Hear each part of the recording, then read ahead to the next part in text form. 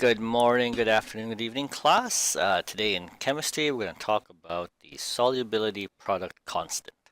I touched on this a little bit last week. So solubility product constant was this value, KSP.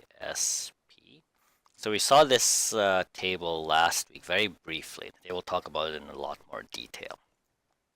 All right, so think back to the previous unit where we talked about the equilibrium constant. The equilibrium constant was the equation that related the concentration of the products to the concentration of reactants at equilibrium. So at equilibrium, the concentration of products over reactants is some constant number, assuming the temperature doesn't change. And when you change the equilibrium, the concentrations will change so that it maintains that equilibrium constant.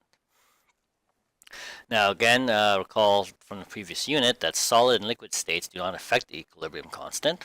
Well, liquids do, but that's only if there's more than one liquid. If there's only one liquid, then the liquid doesn't affect that state.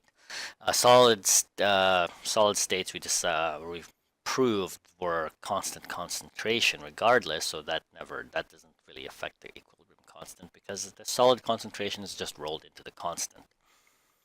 Now, in the context of solubility, because all our equations end up being we have some solid dissolving into ions that are aqueous. Because all our equations end up being like that, for solubility, the equilibrium constant is actually a little bit easier because for solutions, our equilibrium constant can be simplified to the following, because our reactant, I'll write it again here, our reactant is just a solid, right? So if this was my reaction, we get the solid turning into aqueous substances, and the KEQ just ends up being the concentration of the product because my reactant is entirely solid. And we can further break this down into KEQ as just the product of the concentration of the anion. So this would be the negative ion, and the cation, which is the positive ion. And this equilibrium constant we give a special name, which is the solubility product constant. Okay. Well, that's how we can calculate it. So basically from now, for this unit, the KEQ is now KSP, and KSP is just the product of the concentration of anions and cations. And again, this is just sort of a special case of equilibrium. This happens to deal with equilibrium for solutions.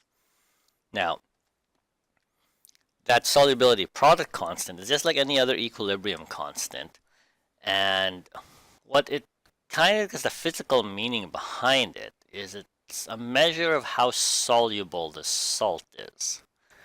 Now, it's really only useful for, how can I put it, for salts that are somewhat soluble. Fully or really soluble salts, like for example sodium chloride, they have really, really high KSPs. So these KSPs we deal with tend to be for low solubility salts, so things that will dissolve and create solutions of less than 0.1 molar.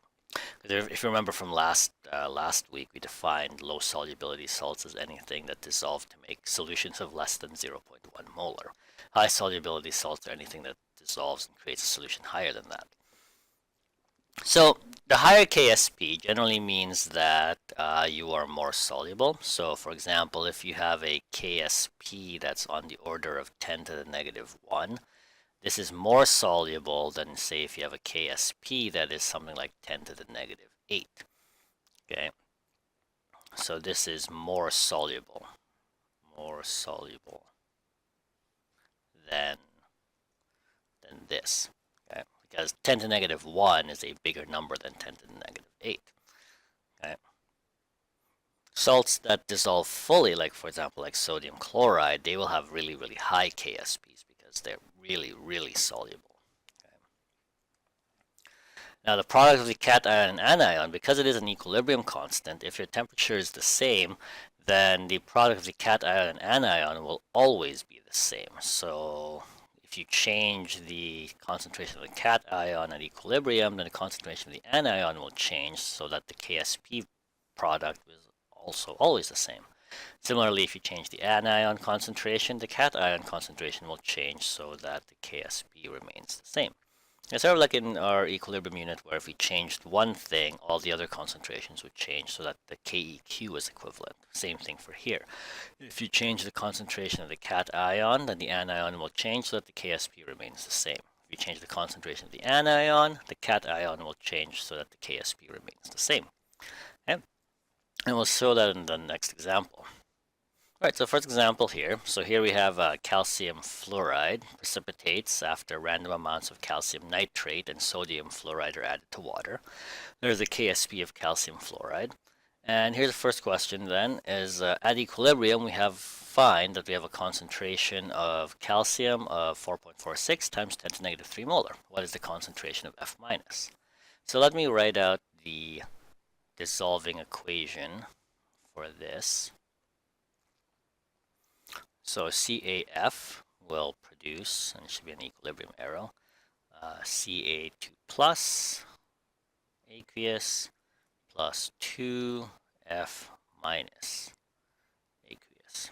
Okay, now, you might think right away that, we have a 1-to-2 ratio, so that the value of this, or the value of this, should just be double the value of that, so it'd be 8.92 times 10 to the negative 3 molar. However, if we do the KSP calculation with that in mind, we would get 4.46 times 10 to the negative 3 times 8.92 times 10 to the negative 3. And what does this give you? Well, let's take a look. All right. So, you get 4.46 times 10 to the negative 3 times 8.92 times 10 to the negative 3, and we get an answer of 0.00, a lot of zeros, so 0.1234, 1234397 Okay, and this is not anywhere near this KSP. Okay, so obviously that's not entirely correct. So you cannot use the mole ratios. Okay, and again, this is because at equilibrium, the concentrations want to match up to this value. Okay, so that in mind, then that's obviously not what we do. So we can't use the mole ratios. That's not what we want to do. So instead, to find out the concentration of the fluoride ion, we'll use KSP. So KSP is equal to 1.46 times 10 to the negative 10, which will equal the concentration of calcium ions times the concentration of fluoride ions, but this will be squared because we've got that too. So that's where we can use the mole ratios, is we can put the squared there. Or another way to think about it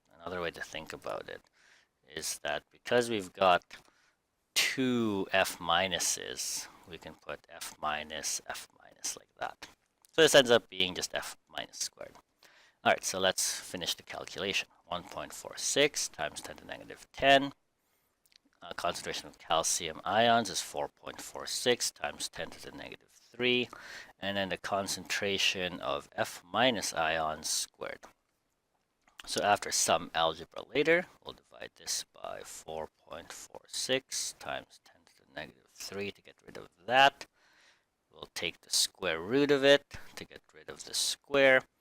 So then we get the concentration of F minus is, so let's see, 1.46 times 10 to the negative 10 divided by 4.46 times 10 to the negative 3 equals, we'll square root that answer.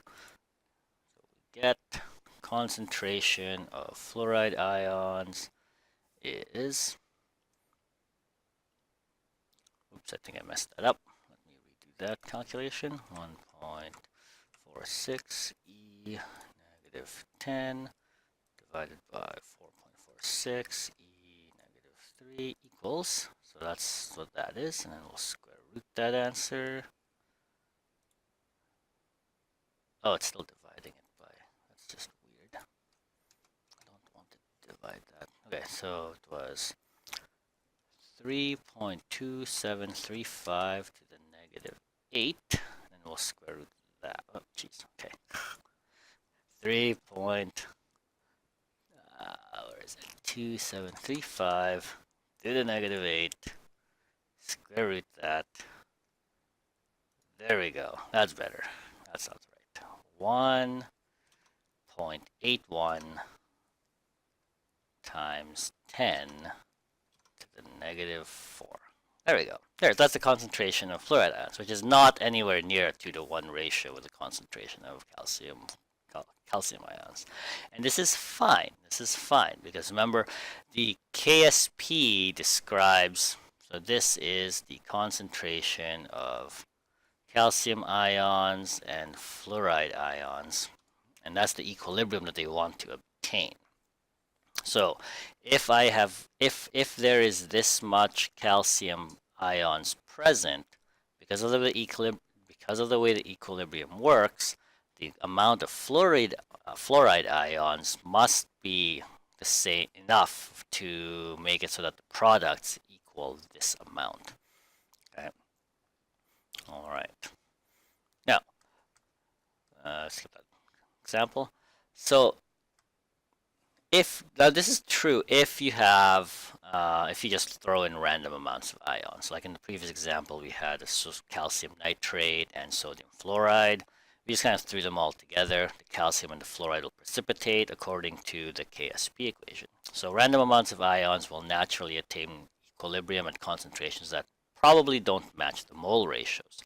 However, where the mole ratios come in handy, as far as concentrations go, is if you start with solid amounts of calcium fluoride. So this is because where you'll have to be very careful when reading the problem, is deciding whether am I starting with 2 solutions which are then combining to make a precipitate, or am I starting with a solid which I'm trying to dissolve? Okay, because that order determines whether we did what we did in the previous example or whether we're going to do what we do with this next example. Okay, so read the question carefully and decide whether you're starting with 2 solutions making a precipitate, or whether you have a solid dissolving into two separate ions. Okay. All right, so this next example will be a case of where we have 2 solids, or sorry, not 2 solids. We have 1 solid. Wait, is this the right example? Or maybe it's the next example. Okay. Oh no, I think this is the right example. So we have a solution with a precipitate of barium chloride contains the following ions, and that's asking for what's the KSP. Okay, so maybe this isn't quite right. This is another example of calculating KSP. So calculate the KSP. I'll just write out the dissolving equation here. So the barium chloride produces barium ions and then 2 chlorine ions. So when you calculate KSP, this will be barium 2 plus Cl minus, and since we got 2 of them, that'll be squared. Barium 2 plus will be 4.5 times 10 to the negative 2 molar times 2.00 times 10 to the negative 3 molar, and that'll be squared.